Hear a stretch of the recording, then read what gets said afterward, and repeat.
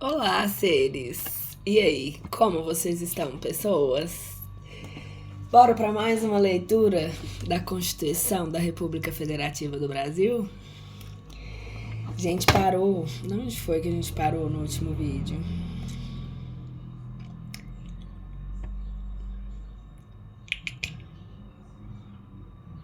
Eu tô em outro livro aqui, peraí.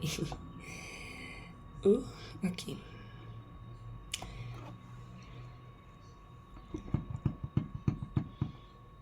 E aí, pessoal, o que vocês têm achado dos vídeos? O conteúdo é legal? Fiquem à vontade para comentar, sugerir melhorias.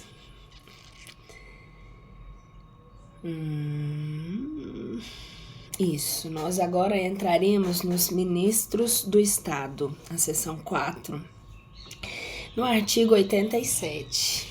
Vamos lá? Artigo 87.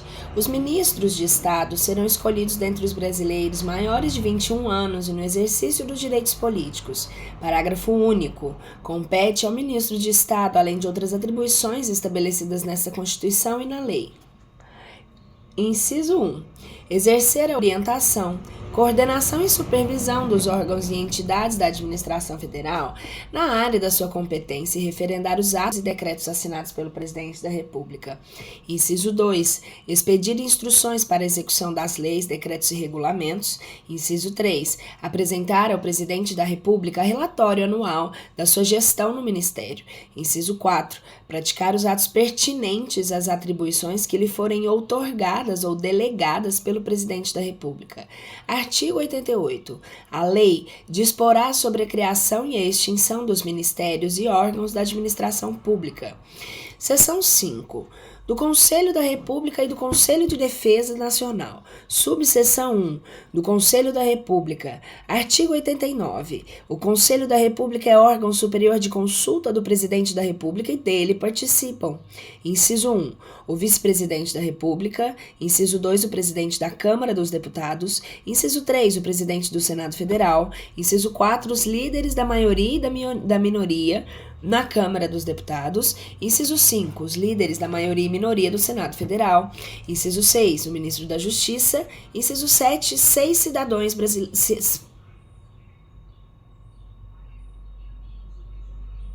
Eu nem li, eu só falei. 6 cidadãos brasileiros natos. Pasquale, me perdoa. 6 cidadãos brasileiros natos com mais de 35 anos de idade, sendo 2 nomeados pelo Presidente da República, 2 eleitos pelo Senado Federal e 2 eleitos pela Câmara dos Deputados, todos com mandatos de 3 anos, vedada a recondução. Artigo 90. Compete ao Conselho da República pronunciar-se sobre, inciso 1, intervenção federal, estado de defesa, estado de sítio. Inciso 2, as questões relevantes para a estabilidade das instituições democráticas. Parágrafo 1.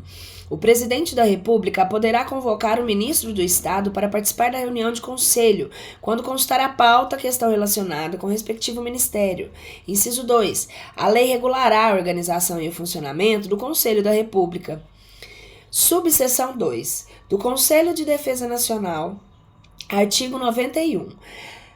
O Conselho de Defesa Nacional é órgão de consulta do Presidente da República nos assuntos relacionados com a soberania nacional e a defesa do Estado democrático.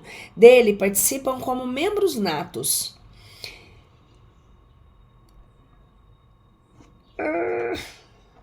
Perdão, aqui é porque tem hora que eu vou colocar o treinado certo.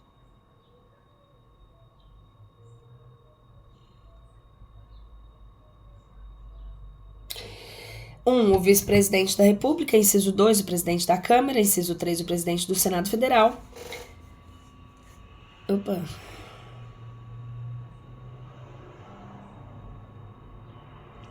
Inciso 4, o ministro da Justiça. Inciso 5, o ministro do Estado da Defesa. Inciso 6, o ministro das Relações Exteriores. Inciso 7, o ministro do Planejamento. Inciso 8. Os comandantes da Marinha, do Exército e da Aeronáutica. Parágrafo 1. Compete ao Conselho da Defesa Nacional opinar nas hipóteses de declaração de guerra e de celebração da paz nos termos desta Constituição.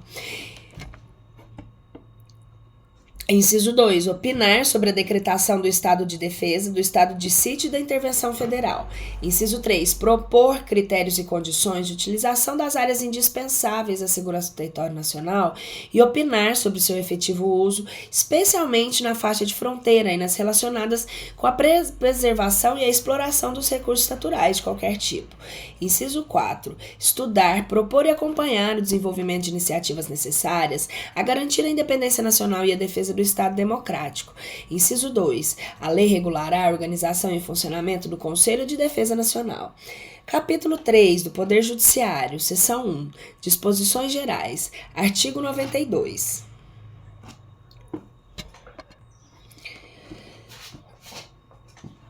São órgãos do Poder Judiciário. 1. O Supremo Tribunal Federal. 1A. O Conselho Nacional de Justiça. Inciso 2. O Superior Tribunal de Justiça. Inciso 2A. O Tribunal Superior do Trabalho. Vamos lá.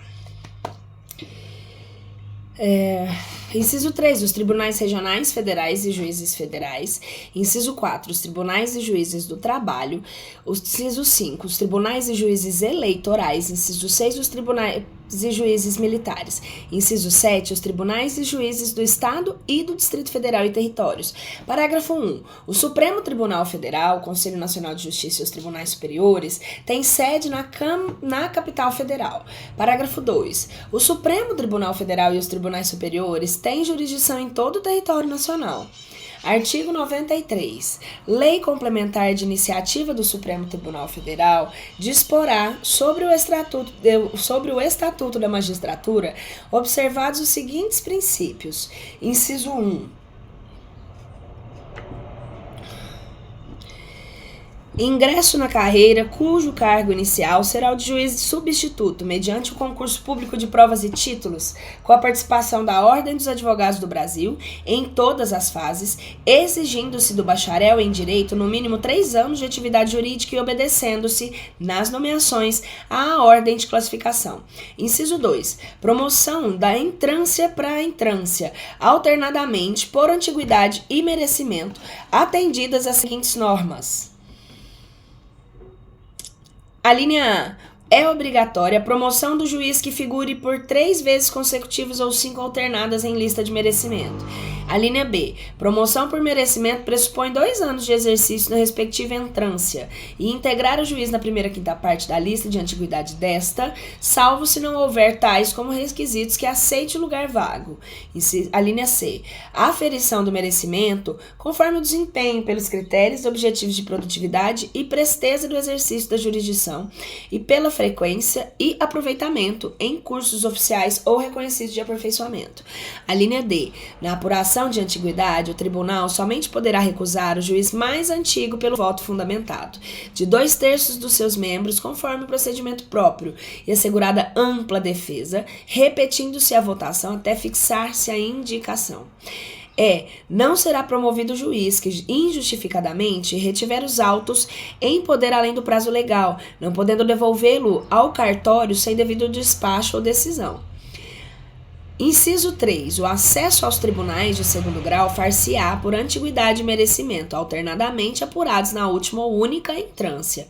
Inciso 4. Previsão de cursos oficiais e de preparação, aperfeiçoamento e promoção de magistrados, constituindo etapa obrigatória do processo de vitaliciamento, a participação em curso oficial ou reconhecido por Escola Nacional de Formação e aperfeiçoamento de magistrados.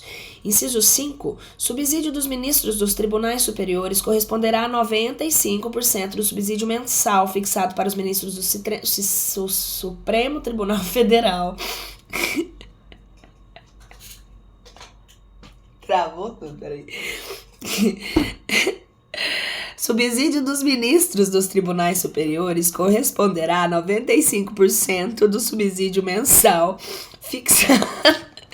fixado para os ministros do Supremo Tribunal Federal. E os subsídios dos demais magistrados serão fixados em leis e escalonados em nível federal e estadual conforme as perspectivas e categorias da estrutura judiciária nacional, não podendo a diferença entre uma e outra ser superior por ser superior a 10% ou inferior a 5%, nem exceder 95% do subsídio mensal dos ministros dos tribunais superiores, obedecido em qualquer caso disposto nos artigos 37, inciso 11 e 39, parágrafo 4. Inciso 6. A aposentadoria dos magistrados e a pensão dos seus dependentes observarão o disposto no artigo 40. Inciso 7. O juiz titular residirá na respectiva comarca salvo autorização do tribunal. Inciso 8. O ato de remoção ou de disponibilidade do magistrado por interesse público fundar-se-á em uma decisão por voto da maioria absoluta do respectivo tribunal ou do Conselho Nacional de Justiça, assegurada ampla defesa. Inciso 8A. A remoção e o pedido dos magistrados de comarca igual à entrância atenderá no que couber ao disposto nas alíneas A, B, C e E dos incisos 2 do caput deste artigo e no artigo 94 dessa Constituição. Inciso 8B. A permuta de magistrados de comarca igual entrância, quando for o caso, e dentro do mesmo segmento da justiça, inclusive entre os juízes de segundo grau vinculados a diferentes tribunais na esfera da justiça estadual, federal ou do trabalho, atenderá no que couber ao disposto nas alíneas A, B, C e E do inciso 2 do caput deste artigo e no artigo 94 desta Constituição. Inciso 9. Todos os julgamentos dos órgãos do Poder Judiciário serão públicos e fundamentadas todas as decisões sobre a pena de nulidade, podendo a lei limitar a presença em determinados atos às próprias partes e os seus advogados, ou somente a estes, em casos nos quais a preservação do direito à intimidade do interessado no sigilo não prejudique o interesse público à informação. Inciso 10. As decisões administrativas dos tribunais serão motivadas em sessão pública, sendo as disciplinares tomadas pelo voto da maioria absoluta de seus membros. Inciso 11. Nos tribunais com número superior a 25 julgadores, poderá ser construído órgão especial com o mínimo de 11 e o máximo de 25.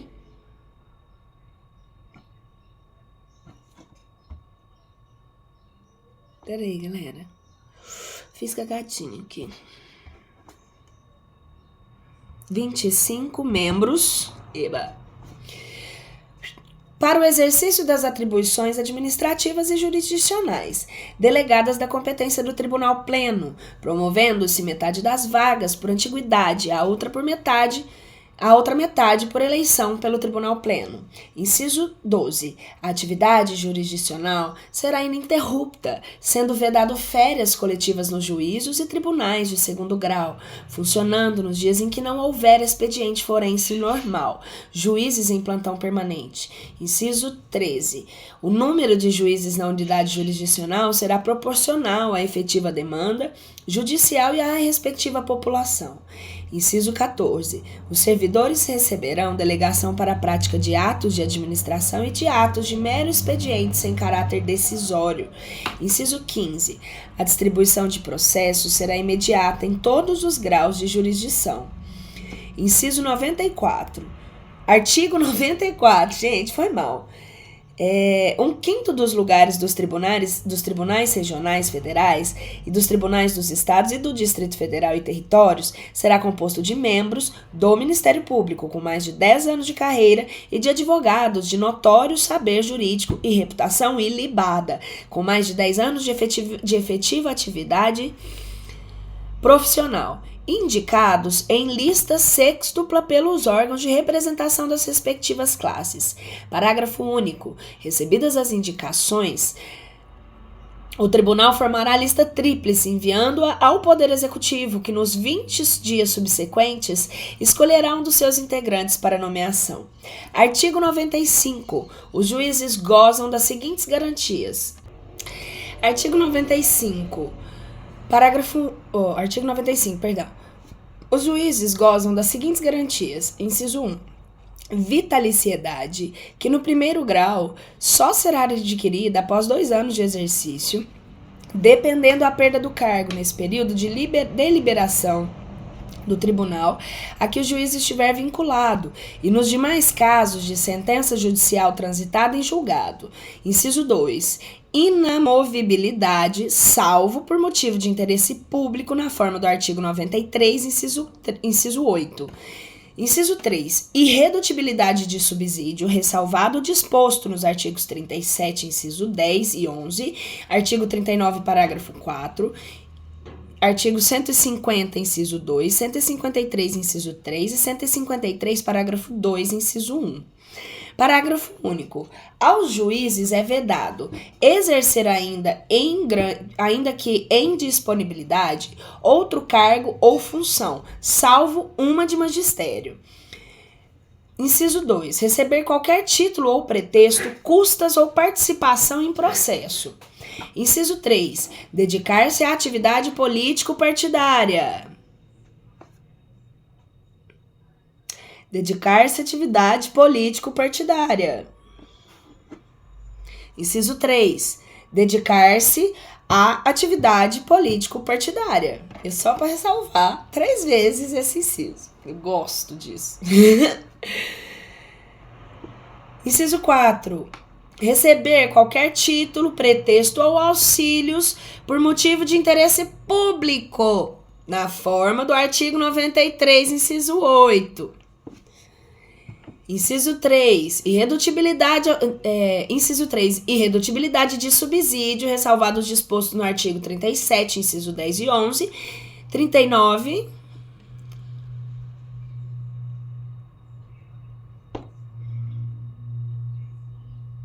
Parágrafo 4º, 150, inciso 2, 153, inciso 3 e 153, parágrafo 2, inciso 1. Parágrafo único. Aos juízes também é vedado, inciso 1, exercerem qualquer disponibilidade, outro cargo ou função salva de magistério. Inciso 2, receber qualquer título, processo ou custas. Ixi, gente, eu reli. Foi mal. Era para ir no artigo 5º aqui, ó. Então, vou voltar e continuando a ler, que para ler tudo de novo. Aqui nesse canal, a gente já fez um combinado. A gente já combinou que toda vez que a leitora volta algo sem ela inconscientemente, é porque é necessário gravar essa parte. Fechado? Então, vamos lá. Inciso 2. Receber qualquer título, pretexto, custas ou participação em processo. Inciso 3. Dedicar-se a atividades político-partidárias. Inciso 4. Receber qualquer título ou pretexto, auxílios ou contribuições de pessoas físicas, entidades públicas ou privadas, ressalvadas as exceções previstas em lei. Inciso 5. Exercer advocacia no juízo ou no tribunal do qual se afastou antes de decorridos 3 anos do afastamento do cargo por aposentadoria ou exoneração. Artigo 96. Compete privativamente, inciso 1, aos tribunais, a linha A, eleger os seus órgãos diretivos e elaborar os seus regimentos internos, com observância das normas de processo e garantias processuais das partes, dispondo sobre a competência e funcionamento dos respectivos órgãos jurisdicionais e administrativos. Gente, eu empolguei. Não tá falando, não. A linha B. Organizarem suas secretarias e serviços auxiliares, os dos juízos que lhes forem vinculados, velando pelo exercício da atividade correlacional respectiva. Inciso C. Promover na forma prevista dessa Constituição os cargos de juiz de carreira da respectiva jurisdição. A linha D. Propor a criação de novas varas judiciárias. A linha E. Prover, por concurso público de provas ou provas e títulos, obedecidos dispostos no artigo 169, parágrafo único, os cargos necessários à administração da justiça, exceto os de confiança assim definidos em lei. A linha F. Conceder licença. Pascoal, hoje eu tô muito foda. Conceder licença, férias e outros afastamentos a seus membros e juízes e servidores que lhes forem imediatamente vinculados. Isso é uma tática para vocês lembrarem de tudo que eu tô lendo, que vocês vão lembrar das palavras erradas que eu falei. Tá vendo?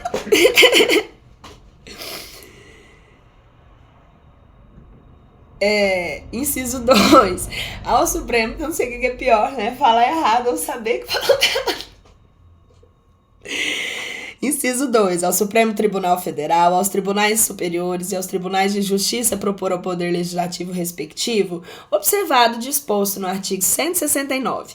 A linha A. A alteração do número de membros dos tribunais inferiores. A linha B. A criação e extinção de cargos e a remuneração de seus serviços auxiliares e dos juízos que lhes forem vinculados, bem como a fixação do subsídio de seus membros e dos juízes, inclusive dos tribunais inferiores, onde houver. A linha C. A criação ou extinção dos tribunais inferiores. A alteração da organização e da divisão judiciárias. Inciso 3. Aos tribunais de justiça julgar os juízes estaduais e do disposto do Distrito Federal e territórios, bem como os membros do Ministério Público, nos crimes comuns e de responsabilidade, ressalvada a competência da Justiça Eleitoral. Parágrafo único. Nos tribunais de justiça, compostos por mais de 170 desembargadores em efetivo exercício, a eleição para os cargos diretivos de qualquer que trate a linha A do inciso 1 do caput deste artigo, que é o artigo 96, será realizada entre os dois membros do Tribunal Pleno, para maioria absoluta e por voto direto e secreto, para um mandato de 2 anos, vedada mais de uma recondução sucessiva. Artigo 97. Somente pelo voto da maioria absoluta de seus membros ou membros do respectivo órgão especial poderão os tribunais declarar a inconstitucionalidade da lei ou ato normativo do poder público. Artigo 98. A União do Distrito Federal e nos territórios e os estados criarão. Inciso 1. Juizados especiais providos por juízes togados ou togados e leigos, competentes para a conciliação, o julgamento e a execução de causas cíveis de menor complexidade e infrações penais de menor potencial ofensivo,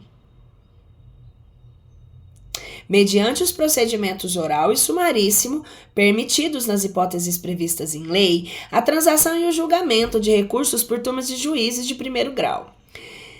Inciso 2. Justiça de paz, remunerada, composta de cidadãos eleitos pelo voto direto, universal e secreto, com mandato de 4 anos e competência para, na forma da lei, celebrar casamentos, verificar de ofício ou em face de impugnação apresentada o processo de habilitação e exercer atribuições conciliatórias, sem caráter jurisdicional, além de outras previstas na legislação.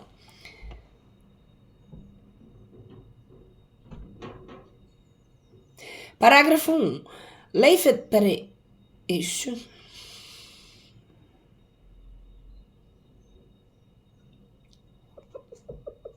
Isso mesmo, é o parágrafo 1, gente, do artigo 98. Lei Federal disporá sobre a criação de juizados especiais no âmbito da Justiça Federal. Parágrafo 2. Segundo, as custas e emolumentos serão destinados exclusivamente ao custeio dos serviços afetos às atividades específicas da Justiça. Artigo 99. Ao Poder Judiciário é assegurada autonomia administrativa e financeira. Parágrafo 1º. Os tribunais elaborarão suas propostas orçamentárias dentro dos limites estipulados conjuntamente com os demais poderes nas leis e diretrizes orçamentárias. Parágrafo 2º.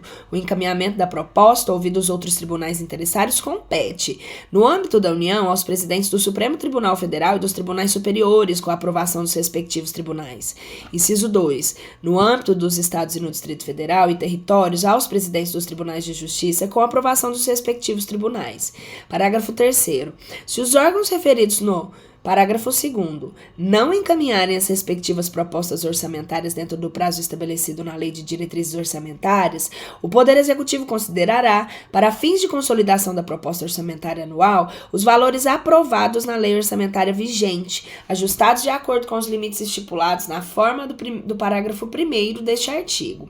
Parágrafo 4º. Se as propostas orçamentárias de que trata este artigo forem encaminhadas em desacordo com os limites estipulados na forma do parágrafo 1º, o Poder Executivo procederá aos ajustes necessários para fins de consolidação da proposta orçamentária anual. Parágrafo 5º. Durante a execução orçamentária do exercício, não poderá haver a realização de despesas ou assunção de obrigações que extrapolem os limites estabelecidos na lei, diretrizes orçamentárias, exceto previamente autorizadas mediante abertura de créditos suplementares ou especiais. Artigo 100.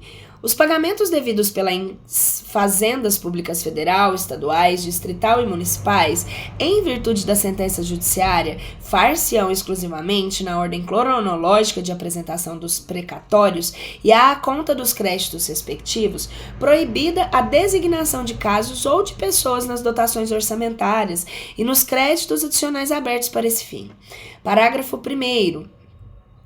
Os débitos de natureza alimentícia compreendem aqueles recorrentes da relação laboral ou previdenciária, independentemente da sua natureza tributária, inclusive oriundos de repetição de indébito incidente sobre remuneração ou proventos de aposentadoria, bem como indenizações por morte ou por invalidez fundadas em responsabilidade civil em virtude de sentença judicial transitada em julgado, e serão pagos com preferência sobre todos os demais débitos, exceto sobre aqueles referidos no parágrafo 2º deste artigo.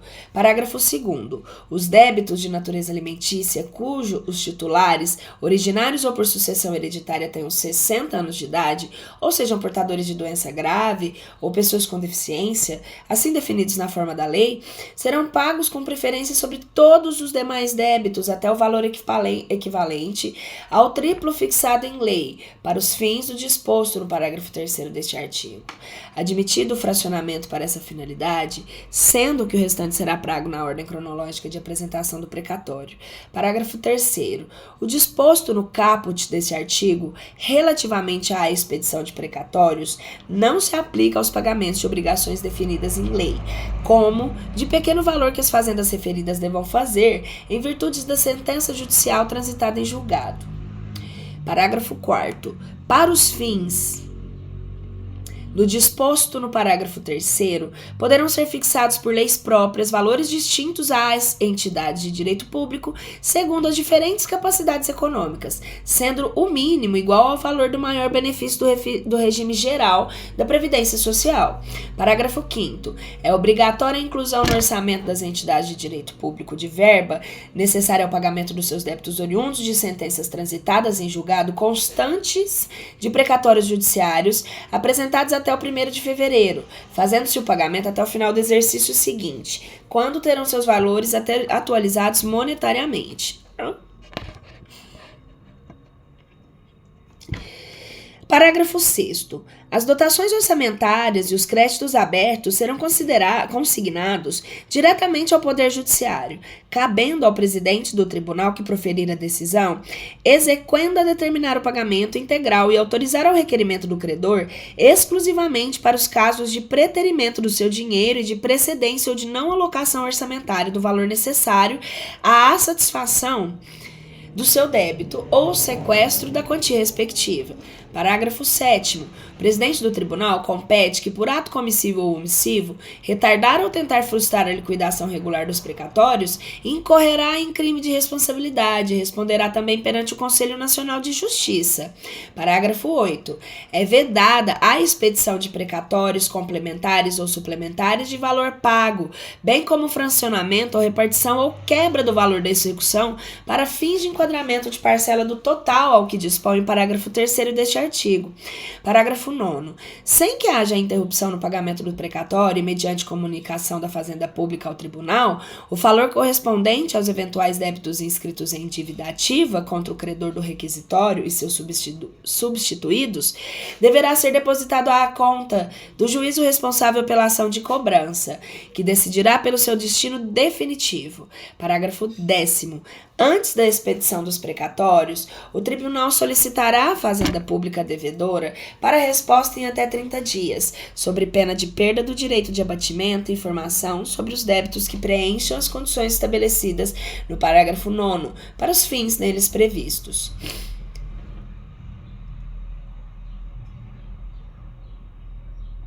Parágrafo 11. É facultada ao credor, conforme estabelecimento em lei, do ente federativo devedor com autoaplicabilidade para a União, a oferta de créditos líquidos e certos que originalmente lhe são próprios ou adquiridos de terceiros reconhecidos pelo ente federativo ou por decisão judicial transitada em julgado para Inciso 1. Quitação de débitos parcelados ou débitos inscritos em dívida ativa do ente federativo devedor, inclusive em transação resolutiva de litígio, e subsidiariamente de débitos com a administração autárquica e fundacional do mesmo ente.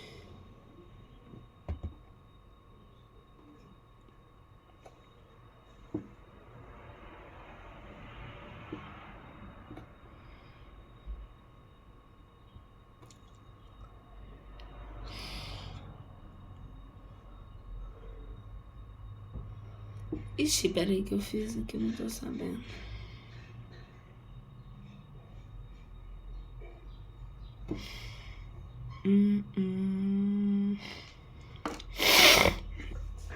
Só um minuto, pessoalzinho. Tenho que ver aqui.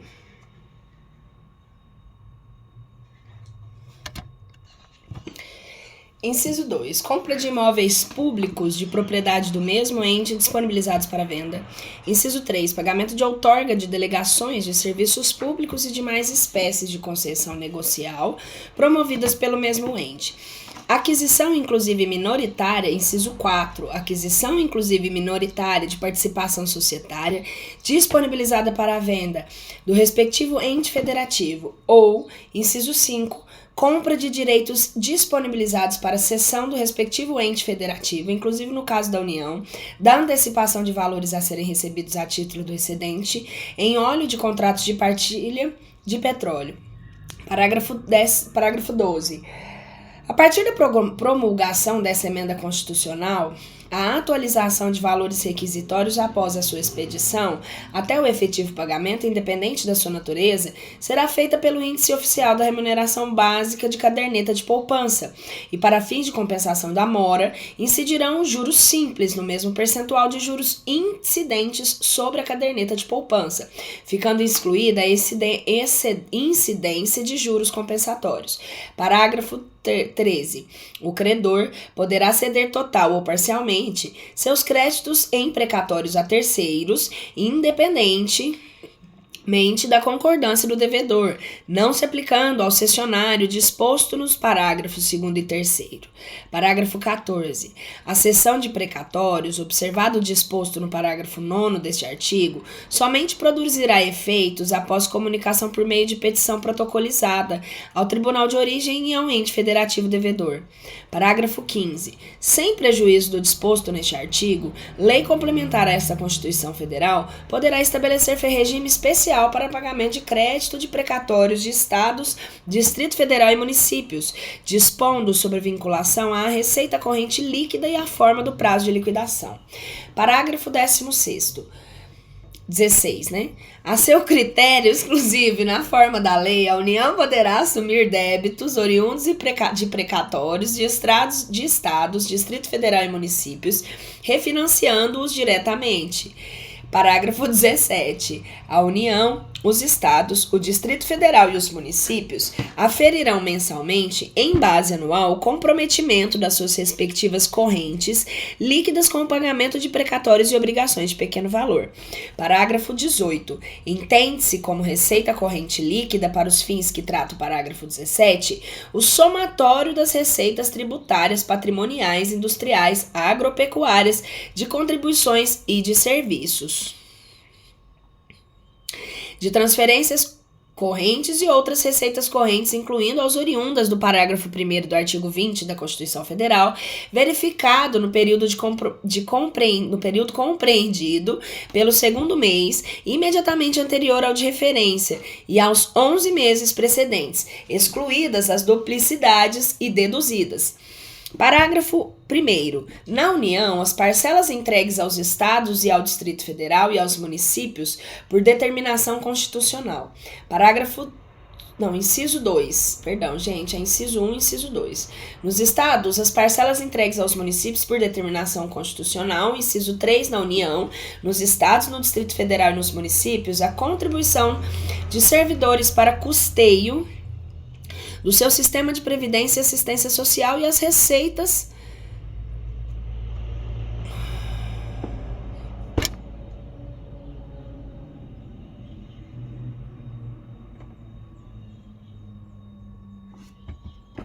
Só um minuto, galera, que eu acho que eu fiz uma um trenzinho aqui.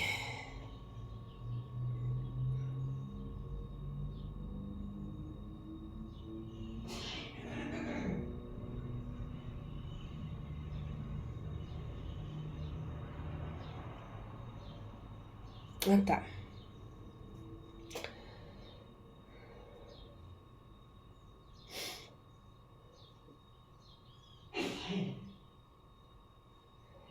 Vou ler de novo o inciso 3, porque para mim ficou confuso. Na União, nos Estados, no Distrito Federal e nos municípios, a contribuição dos servidores para custeio do seu sistema de previdência e assistência social e as receitas provenientes da compensação financeira referida no parágrafo 9º do artigo 201 da Constituição Federal. Parágrafo 19. No caso, o montante total de débitos decorrentes de condensações judiciais em precatórios e obrigações de pequeno valor, em período de 12 meses, ultrapasse a média do comprometimento percentual de receita corrente líquida nos 5 anos imediatamente anteriores, a parcela que exceder esse percentual poderá ser financiada, executada dos limites de endividamento que tratam os incisos 6 e 7 do artigo 52 da Constituição Federal e de quaisquer outros limites de endividamento previstos, não se aplicando a este financiamento a vedação de vinculação da receita prevista no inciso 4 do artigo 167 da Constituição Federal. Parágrafo 19A. A União fica autorizada a instituir a linha de crédito especial, por intermédio de instituições financeiras estatais federais, destinada exclusivamente à quitação dos precatórios referidos no parágrafo 19 deste artigo, nos termos de lei complementar. Parágrafo 20. Caso haja precatório com valor superior a 15% de montante dos precatórios apresentados nos termos do parágrafo 5º deste artigo, 15% do valor deste precatório serão pagos até o final do exercício seguinte e o restante em parcelas iguais por 5 exercícios subsequentes e acrescidas de juro.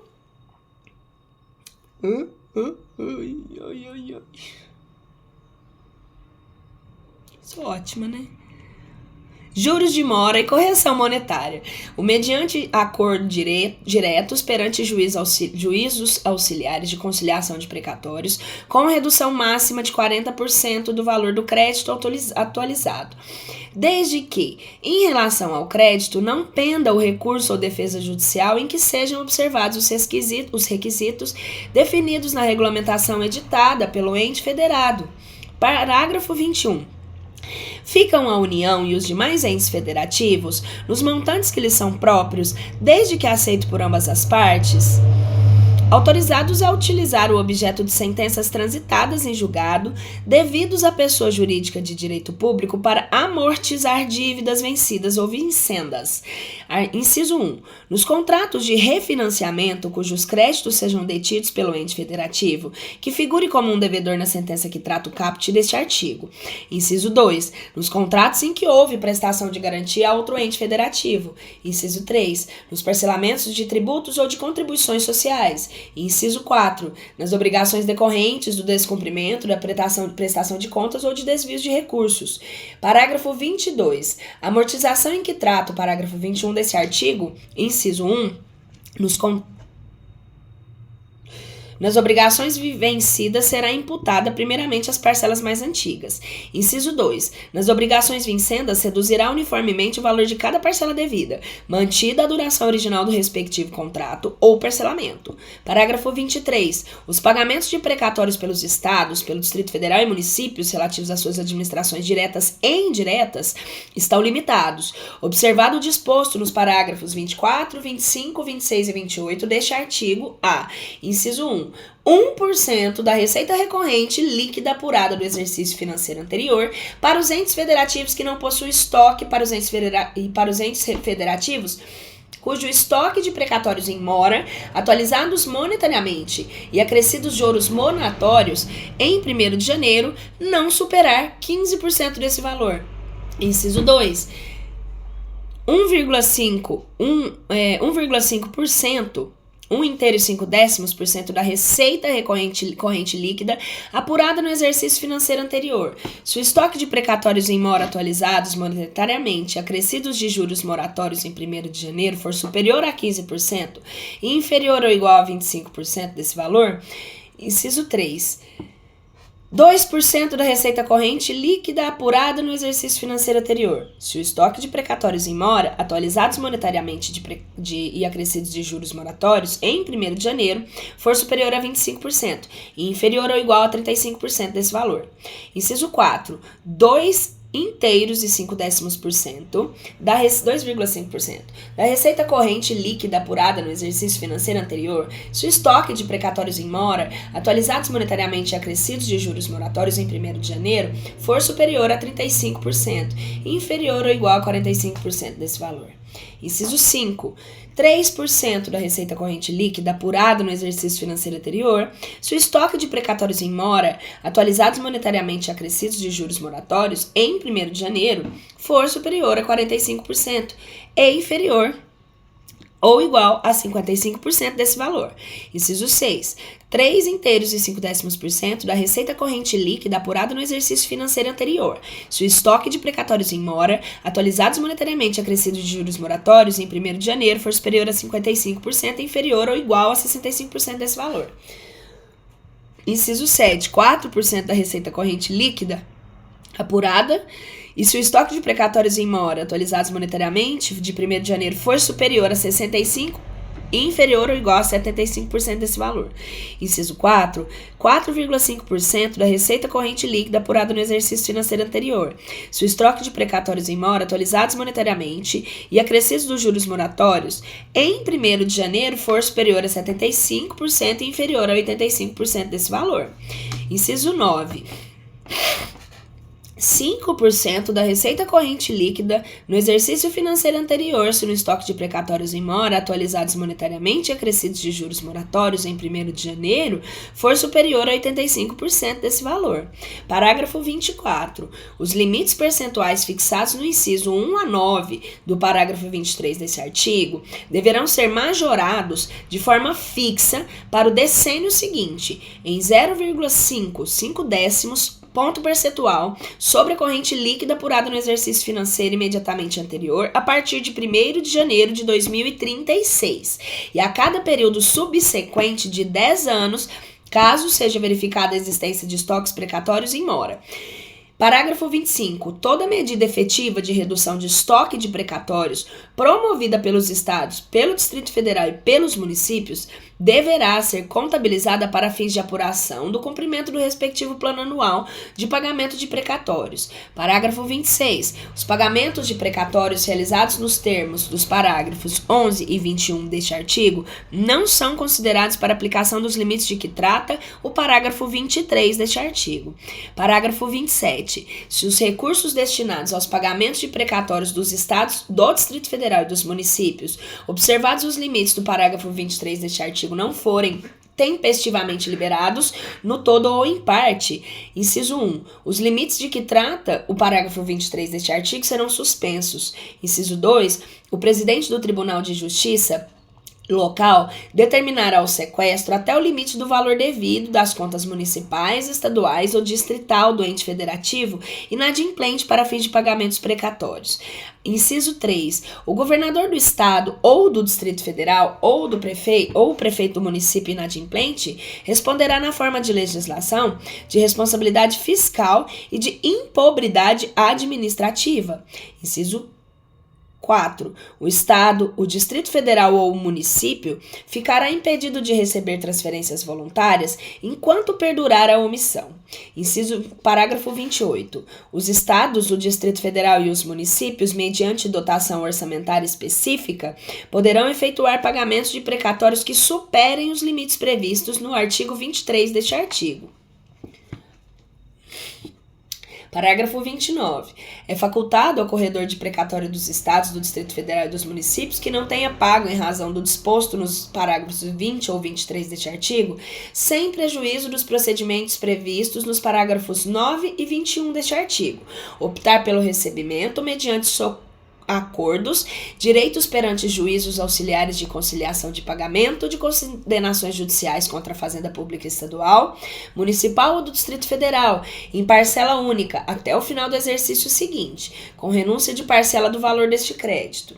Parágrafo 30. Os valores efetivamente aportados pelos entes federativos nas contas especiais do Poder Judiciário destinadas ao pagamento de precatórios deverão ser imediatamente excluídos do estoque da dívida para fins de apuração do saldo devedor, vedada a incidência de juros, de correções monetárias e de quaisquer acréscimos legais sobre valores após sua transferência. Seção 2. Do Supremo Tribunal Federal. Artigo 101. O Supremo Tribunal Federal compõe-se de 11 ministros, escolhidos dentre os cidadãos com mais de 35 e menos de 70 anos de idade, de notável saber jurídico e reputação ilibada. Parágrafo único. Os ministros do Supremo Tribunal Federal serão nomeados pelo Presidente da República depois de aprovada a escolha pela maioria absoluta do Senado Federal.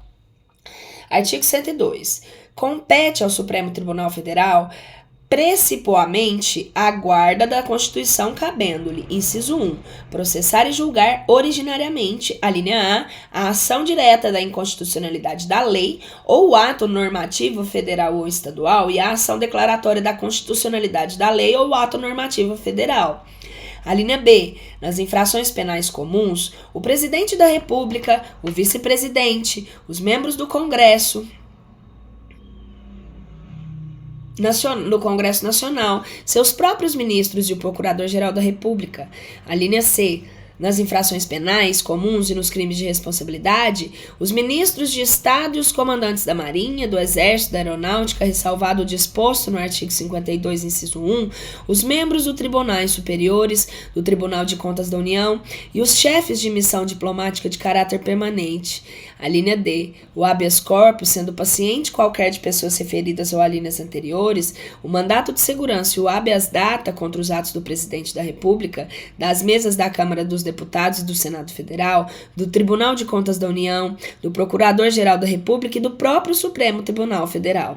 A linha E, o litígio entre o Estado estrangeiro ou organismo internacional e a União, o Estado e o Distrito Federal ou o território. A linha F, as causas e os conflitos entre a União e os Estados, a União e o Distrito Federal, ou entre uns e outros, inclusive as respectivas entidades da administração indireta. A linha G, a extradição solicitada por Estado estrangeiro. A linha H foi revogada. A linha I, o habeas corpus, quando o coautor for tribunal superior, quando o coautor ou paciente for autoridade ou funcionário cujos atos estejam sujeitos diretamente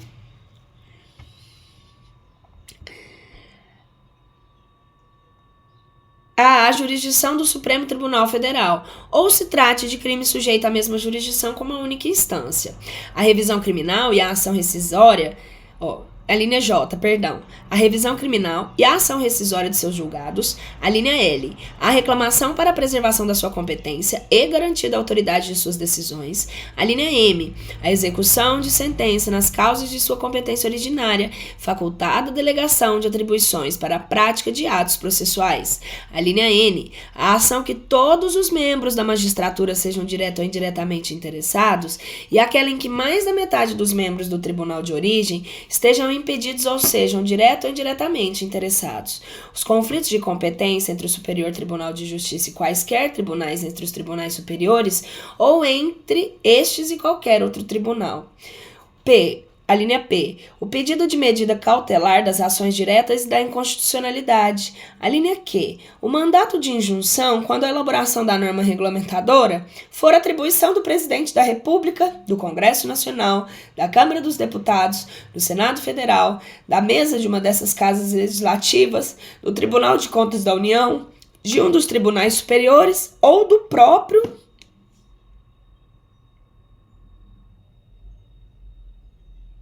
Supremo Tribunal Federal. A linha R, julgar o recurso ordinário. A linha R, as ações contra o Conselho Nacional de Justiça e contra o Conselho Nacional do Ministério Público.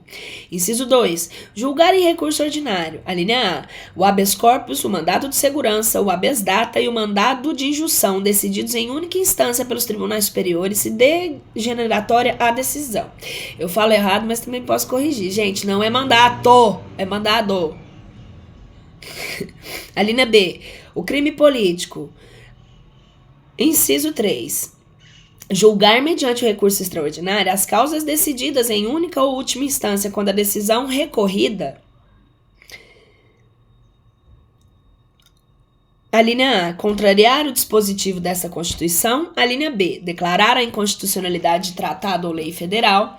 A linha C, julgar válida a lei ou ato do governo local contestando em face da Constituição. A linha D, julgar válida a lei local contestada em face de lei federal. Parágrafo 1º. A arguição de descumprimento de preceito fundamental decorrente dessa Constituição será apreciada pelo Supremo Tribunal Federal na forma da lei. Parágrafo 2º. As decisões definitivas de mérito proferidas pelo Supremo Tribunal Federal nas ações diretas de inconstitucionalidade, nas ações declaratórias de constitucionalidade, produzirão eficácia contra todos e efeito vinculante relativamente aos demais órgãos do Poder Judiciário e à administração pública direta e indireta nas esferas federal, estadual e municipal. Parágrafo 3º. No recurso extraordinário, o recorrente deverá demonstrar a repercussão geral das questões constitucionais discutidas no caso, nos termos da lei, a fim de que o tribunal examine a admissão do recurso, somente podendo recusá-lo pela manifestação de 2/3 dos seus membros. Artigo 103. Podem propor a ação direta da inconstitucionalidade a ação declaratória de constitucionalidade. O presidente, a linha 1, inciso 1, presidente da República. Inciso 2, a mesa do Senado Federal. Inciso 3, a mesa da Câmara dos Deputados. Inciso 4, a mesa de Assembleia Legislativa ou da Câmara Legislativa do Distrito Federal. Inciso 5, o governador de Estado ou do Distrito Federal. Inciso 6, o Procurador-Geral da República. Inciso 7, o Conselho Federal da Ordem dos Advogados do Brasil. Inciso 8, partido político com representação no Congresso Nacional. Inciso 9, confederação sindical ou entidade de classe de âmbito nacional. Parágrafo 1º. O Procurador-Geral da República deverá ser previamente ouvido nas ações de inconstitucionalidade e em todos os processos de competência do Supremo Tribunal Federal. Parágrafo 2º. Declarada a inconstitucionalidade por omissão de medida para tornar efetiva a norma constitucional, será dada ciência ao poder competente para a adoção das providências necessárias, em se tratando de órgão administrativo, para fazê-lo em 30 dias. Parágrafo 3º. Quando o Supremo Tribunal Federal apreciar a inconstitucionalidade, em tese de norma legal ou ato normativo, citará previamente o advogado-geral da União, que defenderá o ato ou texto impugnado. Parágrafo 4º foi revogado. Artigo 103. A. O Supremo Tribunal Federal poderá, de ofício ou por provocação, mediante decisão de 2/3 dos seus membros, após reiteradas decisões sobre matéria constitucional, aprovar súmula que, a partir de sua publicação na imprensa oficial, terá efeito vinculante em relação aos demais órgãos do Poder Judiciário e à administração pública direta e indireta, nas esferas federal, estadual e municipal, bem como proceder à sua revisão ou cancelamento na forma estabelecida em lei.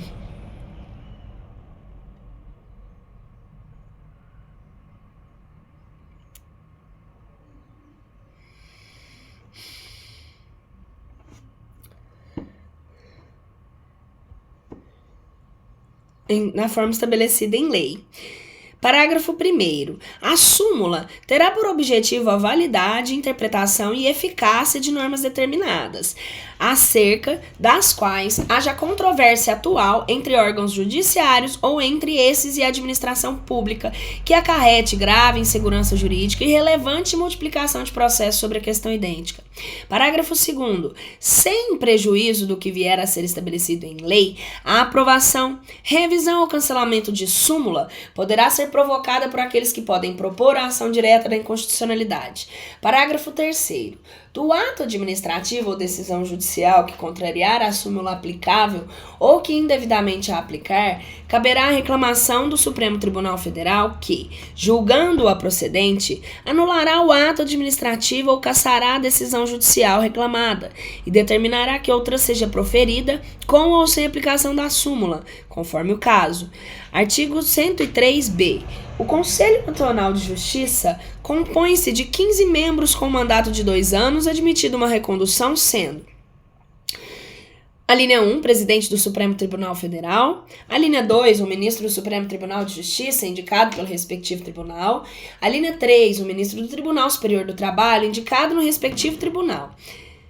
A linha 4, um desembargador de Tribunal de Justiça, indicado no Supremo Tribunal Federal. A linha 5, um juiz estadual, indicado pelo Supremo Tribunal Federal. A linha, inciso 6, Inciso 6. Um juiz do Tribunal Regional Federal indicado pelo Superior Tribunal de Justiça. São incisos que eu estou lendo. Inciso 7. Um juiz federal indicado pelo Superior Tribunal de Justiça. Inciso 8. Um juiz do Tribunal Regional do Trabalho indicado pelo Tribunal Superior do Trabalho. Inciso 9. Um juiz do Trabalho indicado pelo Tribunal Superior do Trabalho. Inciso 10. Um membro do Ministério Público da União indicado pelo Procurador-Geral da República. Inciso 11. Um membro do Ministério Público Estadual escolhido pelo Procurador-Geral da República entre os nomes indicados pelo órgão competente de cada instituição estadual. Inciso 12. 2 advogados indicados pelo Conselho Federal da Ordem dos Advogados do Brasil. Inciso 13. 2 cidadãos de notável saber jurídico, reputação ilibada, indicados, um pela Câmara dos Deputados e outro pelo Senado Federal. Parágrafo 1º. O Conselho será presidido pelo presidente do Supremo Tribunal Federal e, nas suas ausências e impedimentos, pelo vice-presidente do Supremo Tribunal Federal. Parágrafo 2º. Os demais membros do Conselho serão nomeados pelo presidente da República, depois de aprovada a escolha na maioria absoluta do Senado Federal. Parágrafo 3º. Não efetuadas no prazo legal, as indicações previstas nesse artigo, caberá a escolha ao Supremo Tribunal Federal. Parágrafo 4º. Compete ao Conselho o controle da atuação administrativa financeira, do Poder Judiciário e do cumprimento dos deveres funcionais dos juízes, cabendo-lhe, além de outras atribuições que lhe forem conferidas pelo Estatuto da Magistratura. Inciso 1. Zelar pela autonomia do Poder Judiciário e pelo cumprimento do Estatuto da Magistratura, podendo expedir atos regulamentares no âmbito da sua competência ou recomendar providências. Inciso 2. Zelar pela observância do artigo 37 e apreciar de ofício ou mediante provocação a legalidade dos atos administrativos praticados por membros ou órgãos do Poder Judiciário, podendo desconstituí-los, revê-los ou fixar o prazo para que se adotem as providências necessárias ao exato cumprimento da lei, sem prejuízo da competência do Tribunal de Contas da União. Inciso 3. Receber e reconhecer das reclamações contra membros ou órgãos do Poder Judiciário, inclusive contra seus serviços auxiliares, serventias e órgãos prestadores de serviços notariais e de registro que atuem por delegação do Poder Público ou oficializados sem prejuízo da competência disciplinar correlacional dos tribunais, podendo avocar processos disciplinares em curso, determinar a remoção ou a indisponibilidade e aplicar outras sanções administrativas, assegurada ampla defesa. Inciso 9. Representar ao Ministério Público no caso de crime contra a administração pública ou abuso de autoridade. Inciso 5. Rever, de ofício ou mediante provocação, processos disciplinares de juízos e membros tribunais julgados há menos de um ano. Inciso 6. Elaborar semestralmente o relatório estatístico sobre os processos e sentenças prolatadas por unidade da Federação nos diferentes órgãos do Poder Judiciário. Inciso 7. Elaborar um relatório anual propondo as providências que julgar necessárias sobre a situação do Poder Judiciário no país e as atividades do Conselho no qual devem integrar a mensagem do presidente do Supremo Tribunal Federal a ser remetida ao Congresso Nacional, por ocasião da abertura da sessão legislativa. Parágrafo 5º. O ministro do Superior Tribunal de Justiça exercerá a função de ministro corregedor e ficará excluído da distribuição de processos do tribunal, competindo-lhe, além das atribuições que lhe forem conferidas pelo Estatuto da Magistratura, as seguintes. Inciso 1. Receber as reclamações e denúncias de qualquer interessado relativo aos magistrados e aos serviços judiciários. Inciso 2. Exercer funções executivas do Conselho, inspeção e de correição geral. Inciso 3. Requisitar e designar magistrados, delegando-lhes atribuições e requisitar servidores de juízos ou tribunais.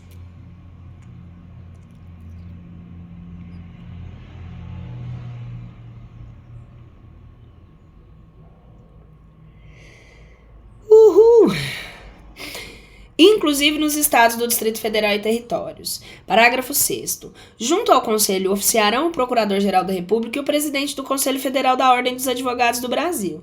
Parágrafo 7º. A União, inclusive do Distrito Federal e nos territórios, criará ouvidorias da Justiça competentes para receber reclamações e denúncias de qualquer interessado contra membros ou órgãos do Poder Judiciário ou contra os seus serviços auxiliares, representando diretamente o Conselho Nacional da Justiça.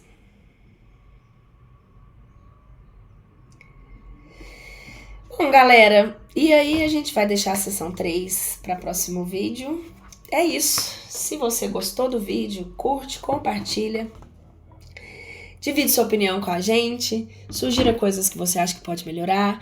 Aqui nós estamos para passar essa leitura adiante. É isso que a gente quer, conteúdo aí para todo mundo, para quem se interessar. E é isso, até o próximo vídeo. Um beijo!